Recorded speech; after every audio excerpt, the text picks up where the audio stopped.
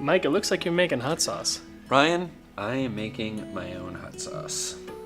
Your own? My own. It's a DIY hot sauce making kit from Grommet. They gave me really hard to find spices and peppers, packaged them up for me.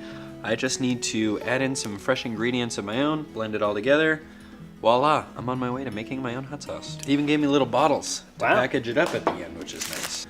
Will Johnston, he's a maker of Grow and Make, and he wants people to experiment and test out their own ingredients and get to know what is in their hot sauces, which is sometimes a mystery. Sure. So he's really advocating for this process, and you know what? I'm fully on board. Is it hard to make? It is very hard to mess up, actually. Really? They give you instructions, let you know which ingredients go well with what, and then you can experiment from there. But the guidelines are there for you to create your very own hot and barbecue sauces.